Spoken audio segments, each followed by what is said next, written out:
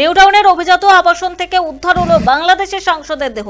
ভারতে চিকিৎসা করাতে এসেছিলেন বাংলাদেশের সাংসদ আনোয়ারুল আজিম এবং যেখানে জানা যাচ্ছে যে 2014 সালে প্রথম সাংসদ নির্বাচিত হন তিনি। পরপর 3 বারের সাংসদ হন। গত 5 দিন ধরে তার কোনো খোঁজ মিলছিল না।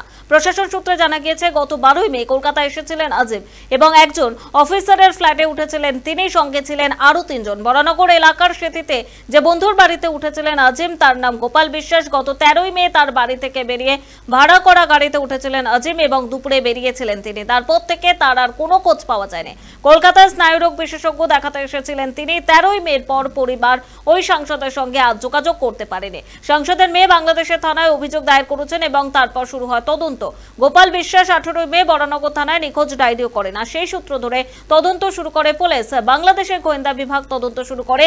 পরে বিষয়টি নিয়ে ভারতের সঙ্গেও যোগাযোগ করে তারা। বুধবার সকালে উদ্ধার হলো সেই সাংসদের দেহ। আজিম বাংলাদেশের আওয়ামী লীগের 3 বারের সাংসদ। কিভাবে তার মৃত্যু হলো, খুন নাকি অন্য কিছু, তা নিয়েই রহস্য বাড়ছে। তদন্ত করছে বিধাননগর পুলিশ কমিশনারেট এবং সঙ্গে রয়েছে আইবি এবং এসটিএফ। দুদিন ধরে তো আসা যাওয়া করছে, দেখি পুলিশ গাড়ি আসছে, দেখছি। সকালবেলা আপনারাও দেখেছেন পুলিশ গাড়ি সকালবেলা ঢুকলো ভেতরে। এখন কি আছে না আছে সেটা ওনারাই জানে। কি শুনেছেন কি? আর এই যে শুনছিলাম তো এখানে কিছু আছে, মনে হয় কিছু মারা খারাপ গেছে, কিছু আছে। পুলিশ আসা যাওয়া করছে, নিশ্চয়ই মানুষ দেখছে এর ভেতরে কি আছে। এখনো আজও কোনো কিছু শোনা হয়নি। পুলিশ আসছে, এটাই দেখছি।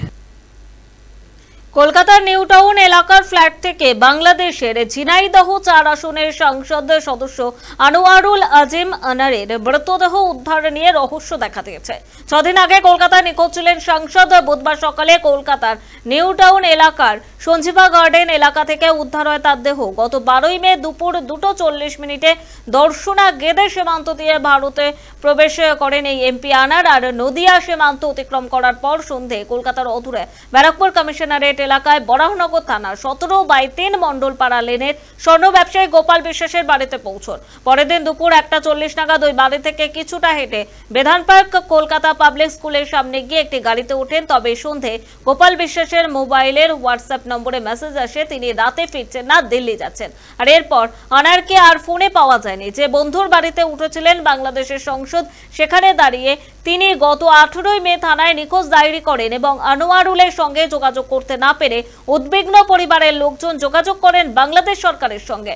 সূত্রের খবর, বাংলাদেশের সরকার যোগাযোগ করে ভারতের সঙ্গে। শুরু হয় আনোয়ারুলের খোঁজ এবং তাকেও কিন্তু পাওয়া যায়নি, এমনটাই জানা গেছে। অবশেষে তার দেহ উদ্ধার হলো।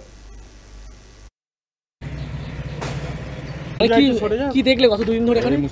দুদিন ধরে তো আসা যাওয়া করছে, দেখি পুলিশ গাড়ি আসছে, দেখছি। সকালবেলা আপনারাও দেখেছেন পুলিশ গাড়ি সকালবেলা ঢুকলো ভেতরে। এখন কি আছে না আছে সেটা ওনারাই জানে। কি শুনেছেন কি? আর এই যে শুনছিলাম তো এখানে কিছু আছে, মনে হয় কিছু মারা খারাপ গেছে, কিছু আছে। পুলিশ আসা যাওয়া করছে, নিশ্চয়ই মানুষ দেখছে এর ভেতরে কি আছে। এখনো আজও কোনো কিছু শোনা হয়নি। পুলিশ আসছে, এটাই দেখছি। ফোনে না পাওয়ার কারণেই মূলত আমি এখানে আসছি। আর আমি নিজেও ইন্ডিয়াতে মুভ করব, তো ভাবলাম তার আগে আঙ্কেল যেহেতু প্রসিডিওরে কাজ করতেছে, কেন ফোনে পাচ্ছি না, 3 দিন যাবত ফোন খোলা থাকতেছে, বন্ধ থাকতেছে, এই কারণেই আসছে। হ্যাঁ, মাঝে মাঝে তার কানে হচ্ছে মেজর সমস্যা আছে, তার একটা কান বন্ধই করা টোটাল, এই কারণে আর কি। তো গেছে, যাওয়ার পর ওখানে রাতে থাকছে। পরের দিন আঙ্কেলকে বলছে আমি একটু বের হইতেছি, আমি আসতেছি। তো তারপর থেকে আঙ্কেলের ভাষ্য মতো যে তাকে আর ফোনে পাওয়া যাচ্ছে না।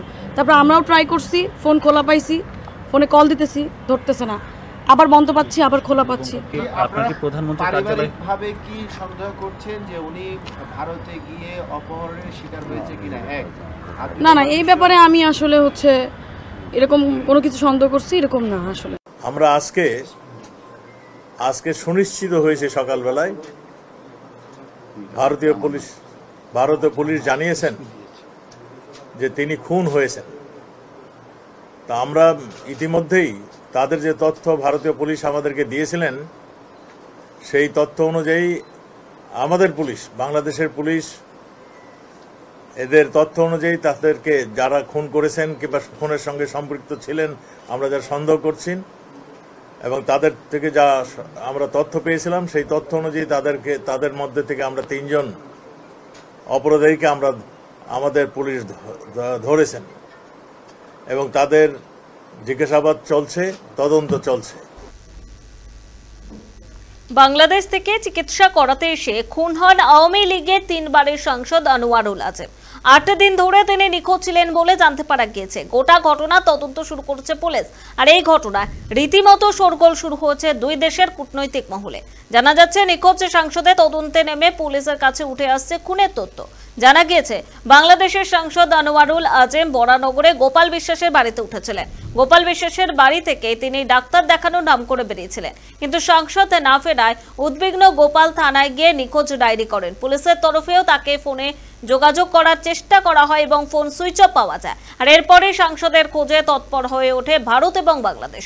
গোপাল বিশ্বাস সম্পর্কে জানা গেছে যে তিনি পেশায় একজন স্বর্ণ ব্যবসায়ী। 3 বছর আগে বড়নগরের মন্ডলপাড়ার ফ্ল্যাটে আসেন তিনি। একাই থাকতেন, তবে এলাকাবাসীর বক্তব্য তার স্ত্রী এবং ছেলে অন্য কোথাও থাকে। গোপাল বিশ্বাস অসুস্থ, হাসপাতালে চিকিৎসাধীন।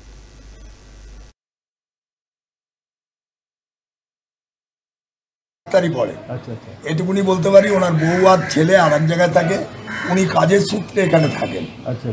এইটা ওনার নিজস্ব কেনা ফ্ল্যাট। এইবার উনি এখন কোথায় কি বৃত্তান্ত আমি কিচ্ছু বলতে পারবো না। আপনাকে তো বলেই দিলাম বাড়িতে নেই। আমরা যেটুকুনি শুনেছি নার্সিংহোমে, শরীর খারাপ নার্সিংহোমে, কোন নার্সিংহোমে তাও জানি না। বাংলাদেশ থেকে চিকিৎসা করাতে এসে খুন হন সেদেশের আওয়ামী লীগের 3 বারের সাংসদ আনোয়ারুল আজিম। 8 দিন ধরে নিখোঁজ থাকার পর তার মৃত্যু হচ্ছে বলে খবর পাওয়া গিয়েছে এবং এই ঘটনা তদন্ত শুরু করেছে পুলিশ। আর এই বিষয়ে উত্তর কলকাতা লোকসভা কেন্দ্রের বিজেপি প্রার্থী তাপস রায় বলেন, এটা আইভি সংক্রান্ত বিষয়। রাজ্যের পাশাপাশি কেন্দ্র সরকারের ভূমিকাও রয়েছে, তারা তদন্ত করবে এবং বের করবে। কি বলবো বলুন, এটা আইভি সম্বন্ধে তো আমি তদন্ত সাপেক্ষ বিষয়, কেন হলেন, তারা করলেন, কি ব্যাপার না ব্যাপার, এটা বিদেশি, তাও এমপি, এসব ব্যাপারে নিশ্চয়ই রাজ্য সরকার তো বটে, কেন্দ্র সরকারেরও একটা ভূমিকা নিশ্চিতভাবে আছে। নিশ্চয়ই কেন্দ্রের সরকার, বিদেশ মন্ত্রক, স্বরাষ্ট্র মন্ত্রক এবং অবশ্যই রাজ্য সরকারেরও স্বরাষ্ট্র মন্ত্রক এবং পুলিশ, তারা দেখবে, তদন্ত করবে, বার করবে। এটা তো ঠিক নয়। বিদেশের একজন প্রতিবেশী রাষ্ট্রের একজন রাজনৈতিক ব্যক্তিত্ব বা সাংসদের মৃত্যু হল।